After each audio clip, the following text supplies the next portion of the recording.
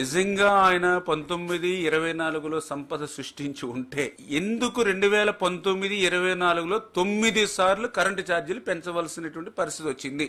Direct question. ఎందుకు నేను ఈ మాట చెప్తున్నానంటే 2014లో రాష్ట్ర విభజన జరిగినటువంటి పరిస్థితుల్లో ఆ రోజు విద్యుత్ లోటులో ఉంటే చంద్రబాబు నాయుడు గారు అధికారంలోకి వచ్చిన తర్వాత 14-19లో చంద్రబాబు నాయుడు గారు తీసుకున్నటువంటి నిర్ణయాలతోటి మిగులు విద్యుత్ గా ఆ రోజు మేము 19కి మార్చి 5 సంవత్సరాల్లో మేము ఒక్క రూపాయి కూడా విద్యుత్ ఛార్జీలు పెంచకుండా ప్రజల మీద భారం వేయకుండా 24x7 ఆ రోజు మేము విద్యుత్తును అందించాం. మీకు తెలుసు, మాకు తెలుసు. మరి నువ్వు 19-24లో నువ్వు సంపద సృష్టించినట్లయితే మిగులు విద్యుత్ ఉన్నటువంటి రాష్ట్రాన్ని కూడా ఎందుకు మరి నువ్వు 9 సార్లు విద్యుత్ ఛార్జీలు పెంచావు? 9 సార్లు విద్యుత్ ఛార్జీలు పెంచడమే కాదు, ఏదైతే ట్రూ అప్ ఛార్జీలు గాని ఏదైతే సర్ ఛార్జీలు పేరు చెప్పి ఎందుకు నువ్వు 5 సంవత్సరాలు పేద తరగతి మధ్యతరగతి వర్గాలు నడ్డి విరిచావు? ఇది సెకండ్ క్వశ్చన్. థర్డ్, నువ్వు 19-24లో నువ్వు చేసినటువంటి పాపాలు ఏవైతే ఉన్నాయో ఈ రోజుకి కూడా, ఎందుకంటే మళ్ళీ ఇప్పుడు నువ్వు ఏదైతే డిస్కమ్స్ ఉన్నాయో మరి వాళ్ళకు కూడా నువ్వు పెట్టినటువంటి అప్పులు ఏదైతే దగ్గర 18,000 కోట్లు